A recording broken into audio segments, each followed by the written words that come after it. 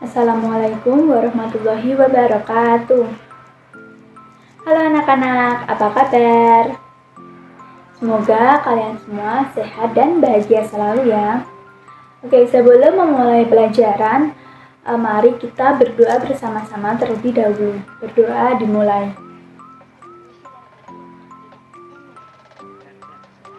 Amin. Oke, sekarang Ibu lanjut absensi ya. Nah, udah selesai absensi, sekarang Ibu tanya, siapa di sini yang udah siap dan semangat mengikuti pelajaran IPAS hari ini? Wah, semuanya semangat ya. Hari ini Ibu akan membawakan tema yaitu Bumiku Sayang, Bumiku Malang, bab 2 yaitu Oh, lingkunganku jadi rusak. Sekarang Ibu mau tanya, perubahan apa saja yang terjadi di lingkungan sekitar kita? Wah, banyak sekali ya ternyata perubahannya. Menurut kalian semua nih, perubahan karena aktivitas manusia itu termasuk perubahan cepat atau lambat? Nah, jawabannya adalah perubahan lambat. Oke, sekarang Ibu minta kalian semua membagi kelompok. Setiap kelompok terdiri dari 2-3 orang. Sekarang Ibu mau semua kelompok memperhatikan gambar yang akan Ibu tampilkan. Menurut kalian, apa yang kalian amati dari gambar tersebut? Benar, manusia dan sampah. Sekarang Ibu akan beri soal yaitu apa saja yang kita buang setiap hari. Nah, setiap kelompok akan Ibu bagikan 1 lembar jawaban ya. Apakah semuanya udah selesai menjawab setiap kelompok? Oke, bagus. Nah, sekarang Ibu akan masuk ke penjelasan, yaitu tentang macam-macam sampah. Yang pertama ada sampah organik. Sampah organik disebut juga sampah basah karena sebagian besar cukup banyak mengandung air. Sampah rumah tangga termasuk sebagian besar contoh sampah bahan organik. Sampah organik merupakan jenis sampah yang mudah terurai melalui proses alami. Artinya, terurainya sampah organik bisa terjadi tanpa adanya campur tangan manusia. Sampah organik mudah diuraikan karena sampah organik bisa didegradasi oleh mikroba atau bakteri pembusuk atau bersifat biodegradable. Oleh sebab itu, sampah organik sering dimanfaatkan menjadi kompos maupun pupuk. Nah, sampah organik dibedakan menjadi 2, yaitu sampah organik basah dan sampah organik kering. Sampah organik basah adalah sampah organik yang sebagian besar mengandung air. Inilah yang menjadi alasan kalau sampah organik bisa menimbulkan bau tidak sedap karena punya banyak kandungan air yang bisa menyebabkan cepat busuk. Contoh-contoh sampah organik basah adalah buah yang busuk, sayur-sayuran sisa, kotoran hewan, kulit pisang, kulit buah-buahan, dan seterusnya. Selanjutnya adalah sampah organik kering. Sampah organik kering termasuk sampah organik yang kadar airnya sedikit. Biasanya sampah ini sulit diolah kembali, alhasil sampah organik kering lebih sering dibakar untuk dimusnahkan. Contoh sampah organik kering adalah ranting pohon, kayu, dan daun-daunan kering. Yang kedua ada sampah anorganik. Sampah anorganik adalah salah satu jenis sampah yang tidak bisa terurai oleh tanah, di mana sampah-sampah tersebut membutuhkan waktu yang sangat lama bahkan hingga ratusan tahun untuk dapat terurai. Sifat sampah anorganik yang susah terurailah yang menyebabkan berbagai masalah karena beberapa sampah akan terurai dalam jangka waktu yang cukup lama. Padahal, produksi sampah setiap tahunnya akan terus bertambah. Sampah anorganik adalah sampah yang berasal dari sisa manusia dan sulit untuk diurai oleh bakteri. Kemudian, kurangnya kesadaran masyarakat untuk mengatasi permasalahan sampah menjadi permasalahan khusus. Contoh-contoh sampah anorganik adalah sampah plastik, sampah kaca, sampah besi, kayak gitu. Selanjutnya ada sampah B3.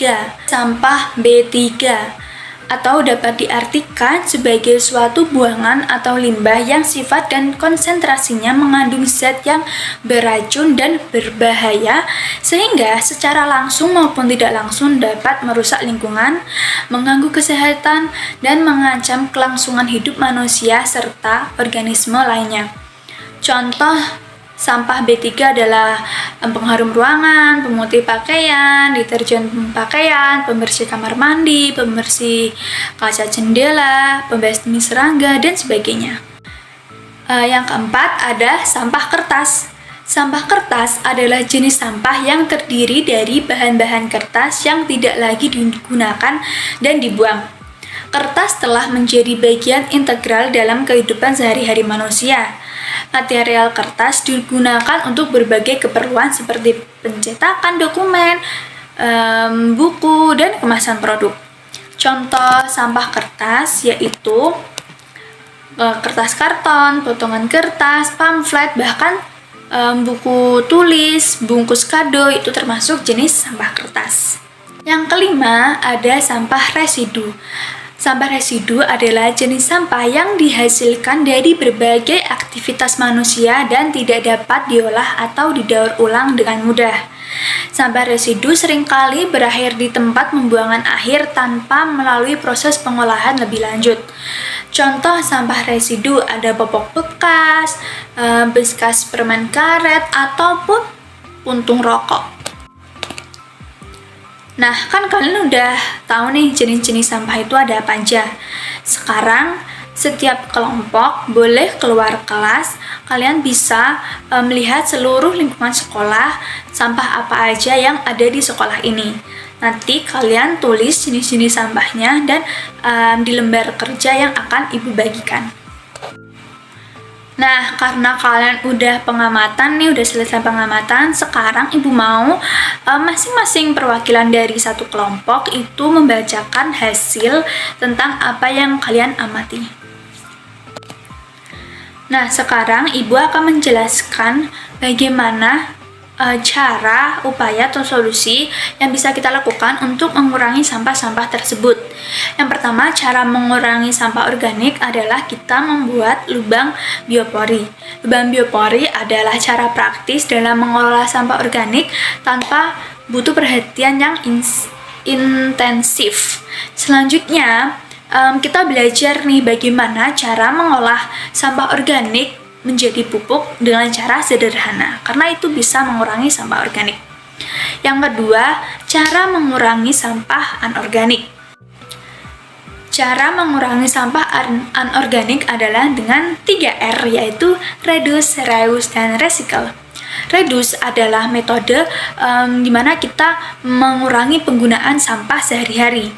Reuse adalah menggunakan kembali barang yang masih bisa dimanfaatkan, dan recycle adalah mengolah sampah menjadi barang yang bisa digunakan gitu, seperti plastik itu bisa dijadikan baju, atau botol bekas itu bisa dijadikan mainan, seperti itu.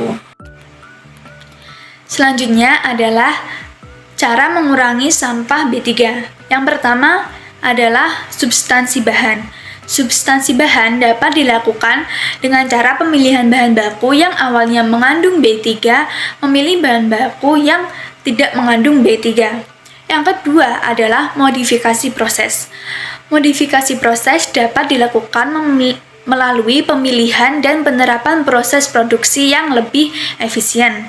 Dan yang ketiga adalah penggunaan teknologi yang ramah lingkungan. Selanjutnya yaitu pengurangan sampah kertas. Yang pertama, menggunakan kertas daur ulang. Yang kedua, menjadikan kertas bekas koran menjadi bungkus kado gitu. Yang ketiga, ubah kertas lama atau bekas menjadi dekorasi acara ulang tahun atau dekorasi kamar gitu, karena akan mengurangi sampah kertas. Selanjutnya, cara mengurangi sampah residu. Yang pertama, mengurangi produksi. Selanjutnya, menggunakan bahan yang mudah terurai, melakukan proses daur ulang, dan pengelolaan limbah residu dengan bertanggung jawab. Itu adalah cara solusi mengurangi sampah-sampah yang ada di sekitar kita. Nah, kan kalian tadi udah pengamatan kan, dan di situ di kolomnya di lembar kerja kan ada jenis sampah, jumlah sampah, gitu-gitu kan. Nah, yang di terakhir ada solusi. Nah, kalian bisa tulis solusinya sesuai yang Ibu udah jelasin tadi. Cara solusi mengurangi sampah-sampah tersebut. Kalau kalian punya pendapat lain, kalian juga bisa menulisnya ya. Oke, karena semuanya udah selesai, sekarang kita akan presentasi lagi setiap kelompok. Di sini Ibu akan melanjutkan materi yaitu dampak kerusakan lingkungan, dampak sampah-sampah tersebut. Yang pertama, sampah-sampah tersebut bisa menyebabkan pencemaran lingkungan, pencemaran air kayak gitu. Kalau kalian buang sampah sembarangan, itu tuh semua makhluk yang ada di bumi itu terganggu dan bisa menyebabkan pencemaran yang sangat tidak sehat. Yang kedua, masalah kesehatan manusia. Kalau kita buang sampah sembarangan terus, nggak mengelola sampah dengan benar, itu kesehatan manusia pasti akan terganggu karena banyak sekali faktor. Mulai dari kotornya tempat tinggal, kotornya air, kotornya lingkungan, karena sampah sembarangan dan banyak lagi. Yang ketiga, menyebabkan banjir. Nah, banjir itu seringkali disebabkan oleh manusia karena seringkali buang sampah sembarangan. Selanjutnya adalah punahnya berbagai jenis flora dan fauna, dan yang terakhir mengganggu kesuburan tanah. Nah, kalian udah tahu nih ya jenis-jenis sampah, solusi untuk mengurangi sampah, dampak sampah bagi manusia. Sekarang Ibu mau kalian semua menyimpulkan materi tentang apa yang kita pelajari hari ini. Karena semua udah menyimpulkan materi, sekarang siapa yang masih belum paham atau masih punya pertanyaan tentang materi kita hari ini? Oke, nggak ada yang bertanya. Selanjutnya Ibu akan memberi tugas untuk minggu depan. Karena materi sudah selesai dan jam pelajaran juga sudah habis, kita akhiri pertemuan kita hari ini dan lanjut minggu depan. Sebelum itu, mari kita semuanya berdoa menutup pertemuan kita hari ini. Berdoa dimulai. Amin. Terima kasih semuanya yang sudah semangat dari awal sampai akhir mengikuti pelajaran Ibu. Semoga ilmunya bermanfaat buat kalian semua. Jangan lupa untuk selalu cintai lingkungan sekitar kita. Buang sampah di tempatnya, kurangi produksi sampah. Oke, sekian pertemuan kita hari ini. Wassalamualaikum warahmatullahi wabarakatuh.